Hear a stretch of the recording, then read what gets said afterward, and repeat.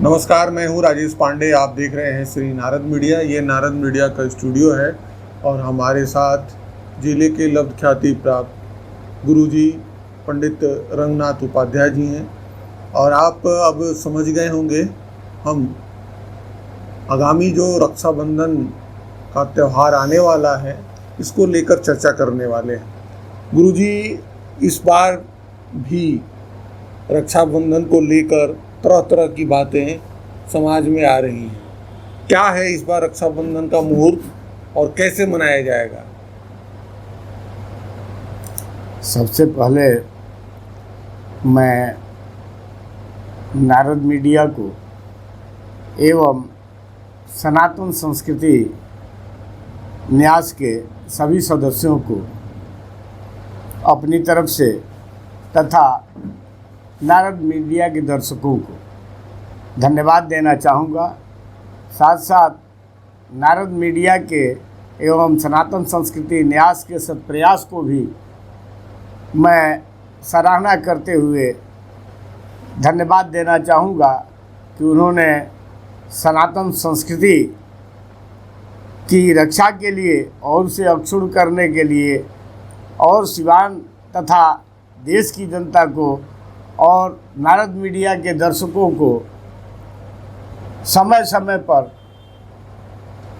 व्रत पर्व के निर्णय एवं अन्य महत्वपूर्ण जानकारी के लिए सतत प्रयत्नशील रहता है। इसके लिए मैं आपकी भूरी भूरी प्रशंसा करता हूँ। देखिए, पिछली बार भी रक्षाबंधन के पर्व पर ऐसा ही कुछ हुआ था और इस बार भी हम देख रहे हैं कि जो रक्षाबंधन की तिथि निर्धारित है उसमें 30 और 31 को लेकर विवाद खड़ा हुआ है, बुध और गुरुवार को लेकर कि किस दिन मनावें। उहापोह की स्थिति है और तमाम विद्वद्गण को इस पर हम तो यही कहेंगे कि मिल बैठकर एक सही दृष्टिकोण समाज को देनी चाहिए। ये विवाद का विषय नहीं बल्कि धर्म के रक्षण का विषय है और अपनी धर्म संस्कृति से संबंधित है। तो जो लोग इसको मनावें उनको धर्म और पुण्य का लाभ हो और रक्षा के लिए ये मनाया जाता है कि ये पूरा वर्ष सुखमय बीते, सब लोग रक्षित रहें, सब लोगों का परिवार सुरक्षित रहे। इसके लिए हम रक्षाबंधन का पर्व मनाते हैं। इसकी विशद व्याख्या हमने पूर्व के वर्षों में किया है। एक बात मैं कहना चाहूँगा कि भद्रा में रक्षाबंधन का निषेध है। बुधवार को चतुर्दशी तिथि में भगवान भास्कर का उदय हो रहा है 30 तारीख को बुधवार को, और 10, 30, 32 में पूर्णिमा हो जा रहा है। पूर्णिमा में भद्रा होता है। पूर्णिमा के आरंभ होते ही भद्रा प्रारंभ हो जाता है। तो शास्त्रों का मत है कि भद्रा में रक्षाबंधन नहीं करना चाहिए। ये पूरा निषेध है। सभी पंचांग लिख रहे हैं कि भद्रांते रक्षाबंधनम, भद्रा के अंत में रक्षाबंधन करें। इसमें तो किसी को भी बात नहीं। कुछ पंचांग गलत भी लिखे, उन्होंने भद्रा में ही रक्षाबंधन का निर्देश दिया है, जो निंदनीय विषय है। लोगों को जब यह जानकारी है कि भद्रा में नहीं करना है तो नहीं करना है। तो भद्रा 10:32-33 से आरंभ जो हो रहा है, यह 9:44 तक लगभग भद्रा रह रहा है। रात में 45 मिनट तक, यानी कि 30 तारीख को भद्रा जो सुबह 10 पौने 9 रात्रि तक 10 बजे से प्रारंभ हो रहा है, वो पौने 9 बजे रात तक रह रहा है। ऐसे भी शास्त्रीय बात को आप हटाएं, एक तरफ करें व्यवहारिक पक्ष आप देखें कि सभी बहनें बिना कुछ खाए पिए और भाई भी यह प्रयास करते हैं कि बिना कुछ खाए पिए हम रक्षाबंधन का उत्सव मनाएं, पर्व मनाएं, रक्षाबंधन करें, पूजन करें। तो रक्षाबंधन के दिन भगवान का पूजन करके, भगवान को रक्षा अर्पित करके और उसे राजा महाराजा वैश्य और यजमानों को ब्राह्मण बांधते हैं, बहनें बांधती हैं और पुण्यार्जन के लिए और रक्षा के लिए इसको किया जाता है। 9 बजे रात्रि तक, 8:45 बजे रात्रि तक बिना अन्न पानी के कौन रह सकता है? एकदम यह व्यवहारिक बात नहीं है कि 9 बजे रात्रि के बाद हम रक्षाबंधन के पर्व को मनाएं। एक दूसरा चीज कि भद्रा जो होता है वह नक्षत्र ऐसा होता है, भद्रा जो होता है तो आप देखेंगे कि मेघ मकर वृक्ष कर्कट स्वर्गे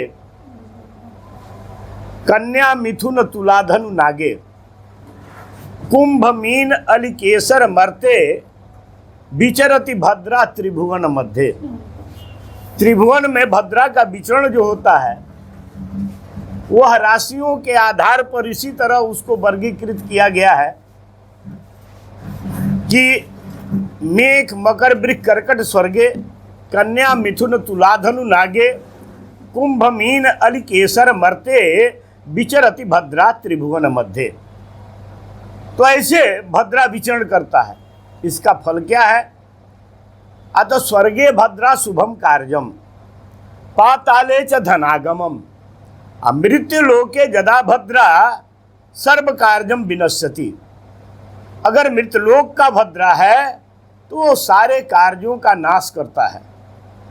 इस बार मीन का भद्रा है तो कहता है कि कुंभ मीन अलिकेसर मर्ते विचरति भद्रा त्रिभुवन मध्य। तो जब मीन का भद्रा है तो यह मृतलोक में है। अब मृतलोक के भद्रा में कहता है कि मृतलोके जदा भद्रा सर्व कार्यम विनश्यति। तो उसमें सारे कार्यों का अगर नाश होता है तो आप भद्रा काल में किसी तरह से आप नहीं कर सकते इस कार्य को, रक्षाबंधन या अन्य किसी भी कार्य को आप नहीं करेंगे। एक दूसरी बात कि प्रातः काल 5:34 पर 31 तारीख को सूर्योदय हो रहा है। 5:34 से 7:45 तक अगर पूर्णिमा है तो लगभग 2.25 घंटे का समय आपको मिल रहा है। प्रातः काल आप स्नान करके अगर उठते हैं, समय से स्नान करके रक्षाबंधन करते हैं तो 7:45 तक का समय एनफ है, बहुत है। 2 घंटे में आप खूब आराम से रक्षाबंधन कर लेंगे। उसके बाद खाएं पिए अपना उत्सव मनाएं। ये रक्षाबंधन का शुभ समय है और उदय भी पूर्णिमा में हो रहा है। सूर्य का उदय पूर्णिमा में हो रहा है। इसके अलावा ग्रंथ कहता है कि या तिथि समनु प्राप्य उदयम जाति भास्कर सा तिथि सकलाज्ञया दाना अध्ययन कर्मसु। भास्कर का उदय कहते हैं कि जिस तिथि में होगा वही समस्त माना जाएगा। इस हिसाब से आप पूरे समय आप रक्षाबंधन कर सकते हैं इस निर्णय के हिसाब से। लेकिन अगर पूर्णिमा में करना है तो आप 5:34 से लेकर 7:45 तक खूब बढ़िया से आप रक्षाबंधन करें और अपने उत्सव पर्व को मनाएं। इसलिए यह निर्णित है कि 31 तारीख को ही रक्षाबंधन मनाया जाए, यही शास्त्र सम्मत है, यही उचित है और व्यवहारिक भी है। यानी कि 30 तारीख को लेके जो इतना फैलाया जा रहा है, ये 30 तारीख को रात में या दोपहर के बाद इस तरह का कुछ नहीं, वहाँ जगह नहीं है। मैं तो सब बताया, इसमें संशय की बात नहीं है, बैठ के बात कर लें। और 31 तारीख को सुबह में 5 सूर्योदय 5:34 से लेकर 7:45 तक पूर्णिमा है। इस काल में आप उसके बाद भी अगर कोई आप बनाते हैं तो कहता है कि या तिथि समनु प्राप्य उदयम जाति भास्कर 7 तिथि सकलाज्ञ दाना अध्ययन कर्मसु। इसमें संशय कहाँ है? गुरुजी सबसे हाँ गुरुजी, ये जो इस वर्ष मलमास जो बोला जाता है, लेकिन ये पुरुषोत्तम मास है और इस मास में 2 पूर्णिमा आया है। इस वजह से इस बार जो रक्षाबंधन की तिथि है वो आगे थोड़ी चली गई है। तो रक्षाबंधन जो इस बार है वो काफ़ी महत्वपूर्ण है। तो जो पुरुषोत्तम मास में रक्षाबंधन की जो तिथि है वो अन्य पुरुषोत्तम मास का इस बार रक्षाबंधन जो है अन्य वर्षों से विशेष है। कैसे? देखिए, अन्य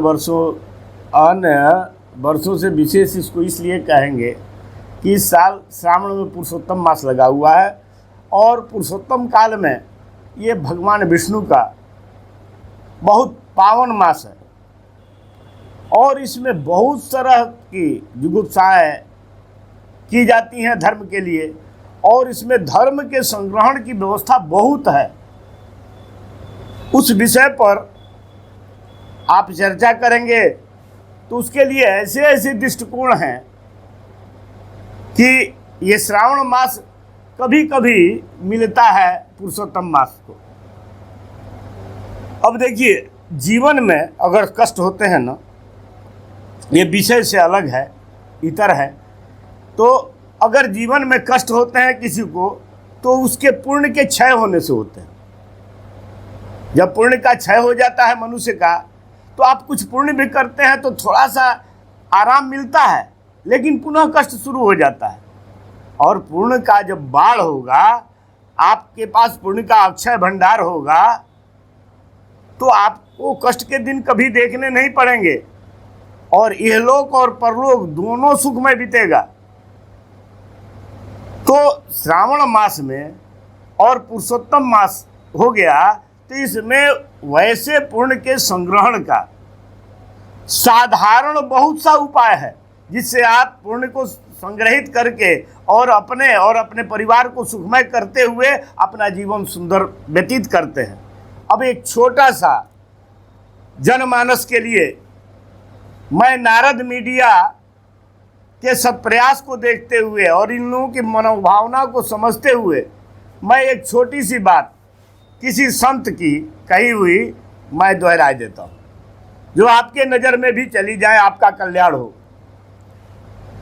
भगवान विष्णु के समक्ष भगवान विष्णु के प्रीत्यर्थ सूखी तुलसी की लकड़ी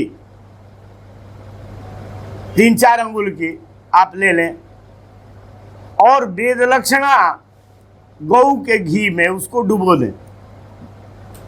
देसी गऊ के घी में, किसी तरह से दूसरे गऊ के घी में नहीं, जिसको आप जानते हैं कि हाँ यह देसी गऊ का घी है। और सायंकाल आप भगवान विष्णु के समक्ष अगर जलाते हैं,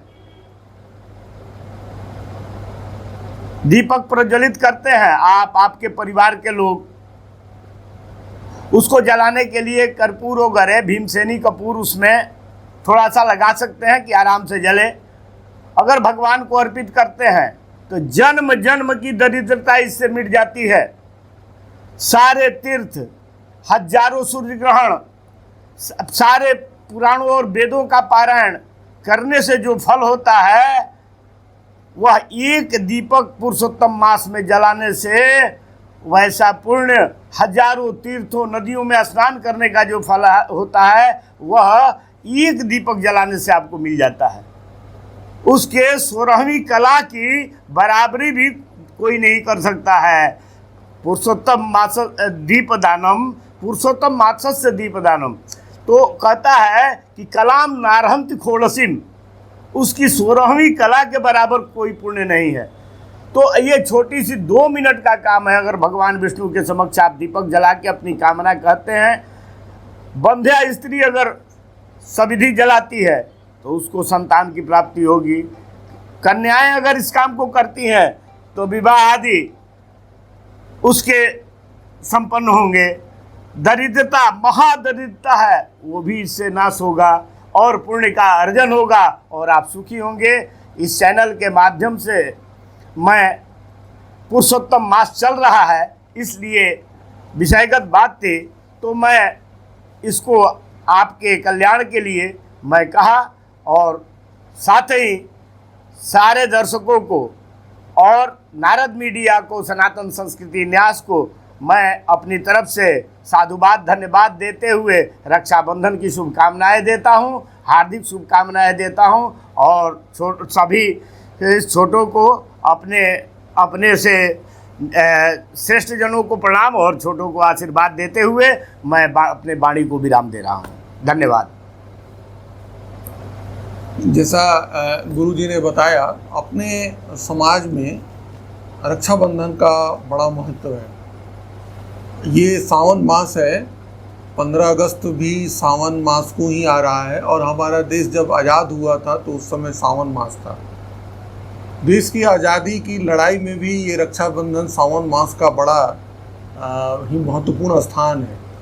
बाल गंगाधर तिलक भी रक्षाबंधन, लोगों को रक्षा बांध के और देश की लड़ाई के लिए उन्होंने प्रेरित किया था।